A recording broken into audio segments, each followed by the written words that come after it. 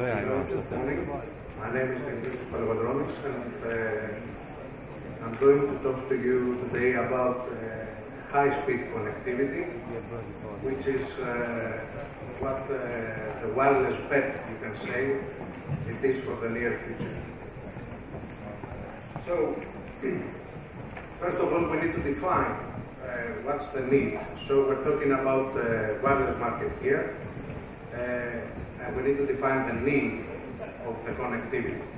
So the need of the connectivity today seems to be for a mobile operator 50 megabytes per day per user or per smartphone, you can say. In the near future, meaning in 5 years' time, according to many analysis reports, each of these 15 megabytes will rise into 1 gigabyte of data every day. This is, as we can see, a tenfold increase, at least tenfold increase in mobile data that need to be consumed in a very short period of time from today. The industry is not only the smartphone, the mobile industry is rising in total, meaning that from 6 billion connected devices in 2011, we're going to reach over 24 billion connected devices in 2020.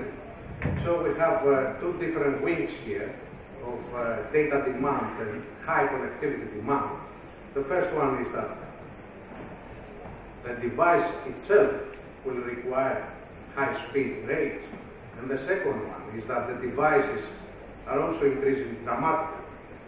So that's the bet that mobile and wireless operators need to face in the near future, but near future is not far away from today. Well, according to Qualcomm, this data growth is going to be split into different applications. Of course, we haven't defined yet the killer application, but the experts expect that 70% of these mobile data will be consumed by mobile video. The rest is very well known today, is social networks, is web pages, and general data.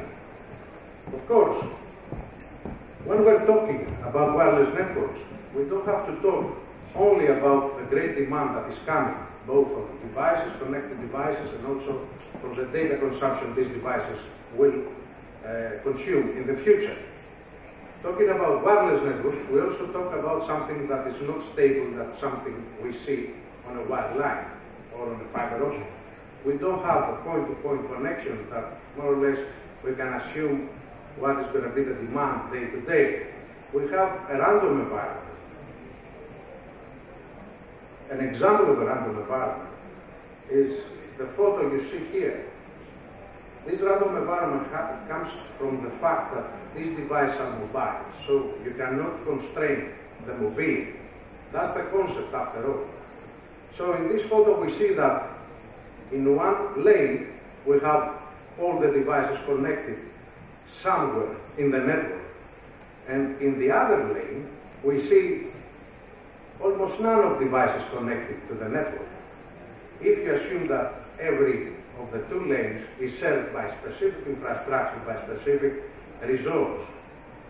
Of course, this is a very simple example to see, but this denotes that the mobile data from time to time, day to day, hour to hour, is very liquid, and this is a very demanding effort for mobile networks in order to plan their infrastructure and provide connectivity. Another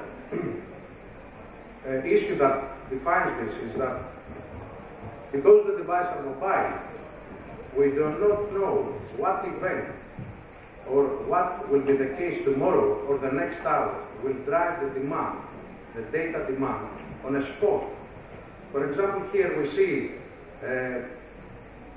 some event that a lot of mobile devices gather there waiting. So the network, every wireless network, needs to serve this demand. And that's the main problem that we need to face in the forthcoming period. the forthcoming 5 years, 2020 problem. So, recapping here, we see that the first is data due to applications is huge. The data coming tenfold or more from today. The second one is that the connected mobile devices are increasing dramatically. And the third one that we need to take into account, especially in wireless, is that we need to plan both for the busy hour. And we cannot know actually what the busy hour is, we can only guess. So having these three variables, today mobile network operators come to see what is going to be the future of their networks because they need to provide service. So, industry today, both vendors and operators are preparing for the 1,000 data traffic challenge, as it's called today. This is the challenge that they need to face in a very short time from now, because of the reasons I just explained before. But how can you manage to ensure that your infrastructure will be able, your resource will be able to serve 1,000 times more? Imagine the figure, the data demand you have today. What kind of infrastructure is that? Well, today's infrastructure, it has a linear relationship, according to Nokia, between cost and traffic handling. So, assuming that in 5 years from now, these predictions will become true, we will have 1,000 times more traffic, having a linear relationship, network cost to traffic. We will need 1,000 times more money to satisfy a network that will satisfy the traffic demand. This is a very tricky thing that both vendors and mobile operators need to handle, because in this case there will be no profitability for a mobile network operator, so the mobile network operator will not be able to support this traffic demand, and the industry will obviously collapse. Well, a lot of discussions are happening in order to see, on a global level, how this capacity demand will be handled in tomorrow's network. The equation is very simple. We need to see this wireless infrastructure, what it takes to serve 1,000 times more traffic in terms of capacity. So, if we can have one today, in 2020 we're going to have 1,000 times one. But this capacity is satisfied by three main variables on every technology. Wireless technology is served from the past up to today and to the future. The first one, since we're talking about wireless, is the bandwidth. So the bandwidth is the physical resource, the frequencies the mobile network operators use. They have spent a lot of money from the regulator. This physical resource is scarce, as you can understand. It's not everywhere, it's very limiting, and you need to deploy this frequency limited, scarce resource very wisely. This deployment is another two factors in the equation you see.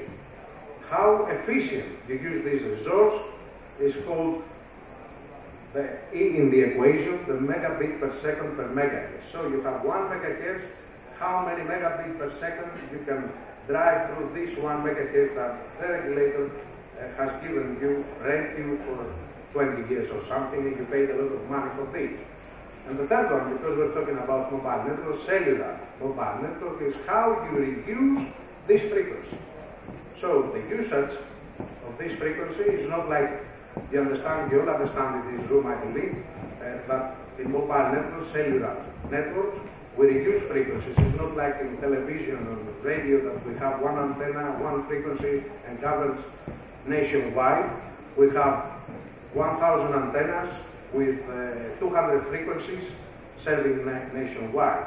So, how many antennas we have is the last parameter that defines how we reduce the scarce physical resources, the bandwidth. So, in order to explain simply this equation, let's assume that we have 5 megahertz, we have GSM, or 3G, or LTE, or 5G in the future. We have this throughput, as it's called, like how efficient we use this frequency with the technology, the different technology, time division multiple access, frequency division multiple access, volume frequency division multiple access, and so on, improving the efficiency, and the number of antennas we have, in how many splits we have the geographical area. So according to SK Telecom, they presented in 3GPP a couple of years ago that in order to cover the 1,000 times challenge demand, we need 3 times the frequencies we have today. That's a very good question you can ask to the next speaker that has to do with the regulator here, if you can find frequencies. We need 6 times the efficiency, the technology, to be 6 times more efficient than the technology we use today. So if you assume that release 99 UMTS gives you 384 kilobps, you can see that in the future, or today, maybe HSPA Plus or LTE Advanced can give you 50 megabits per second, maybe on the same amount of frequency resource. And finally, is how many, in how many sectors we split this geographical area. An interesting leaflet is outside from Intracom that is talking about street nodes or something, which is something like that. It's small cells, street nodes. It's products that aim to introduce at a low cost a lot of cells to increase this final number. So, according to SK Telecom, with the known today future technologies, we're going to need, in order to cover the 1,000 times traffic demand, 3 times the frequency, 6 times the efficiency, the technology, and 56 times the number of cells. So we need to split further 56. Imagine the number of antennas you need. Of course, this is very expensive, and when some network operator that is going to be financing this at the end of the day is not calm, and he says, we need to figure it out. We need to see what we're going to do in order to cover this demand. We want to be on business tomorrow. So what we say is, well, keep calm and innovate, something that a lot of companies doing. Fasmetrics is innovating, Intracom is innovating, a lot of companies innovating today in order to cover this dramatic demand that we foresee. So, if we assume, we know, we prove that 1,000 times is not just about adding resources, and meaning adding resources is adding number of antennas or adding frequencies, we see that we can cover this more clever by adding higher efficiency technologies. So, we as a company, we focus, obviously we cannot focus on spectrum because this is the regulator job, small cells or street nodes or whatever you call them, in order to increase and further split the geographical area is not on our interest. We are interested in introducing higher efficient techniques, so to get more out of the technologies. We believe that we need to squeeze out more out of the existing investments and make the networks more efficient what they are today. So imagine that we could introduce a technology that instead of having 56 more antennas than today, maybe in Albania there are 1,000 antennas to cover nationwide on a mobile network. Imagine this 56, they're going to be needed 56,000 antennas, and the operational part behind the antenna. You can see that these 3 times 6 times 56 drives a lot. Operational expenses, it's not only the capital expenditure that you need to pay to buy the hardware, but you need to maintain this hardware, you need to roll out this hardware to ensure that this hardware is operational, fully operational. And we believe that innovation should focus in the middle of this equation and produce higher efficient, they give more efficiency to the existing network. Of course, you cannot get away without adding frequencies. You have to add frequencies. You cannot get away without adding network services. But what about adding the efficiency of the existing resource? So now I believe more or less you understand what the problem is with today's connectivity. Today's connectivity, recapping this presentation, is huge traffic demand needs to be served by existing radio access technologies, and existing radio access technologies are very expensive to handle this traffic demand. So our company goes directly where the revenue is produced. The revenue is produced at the antenna point.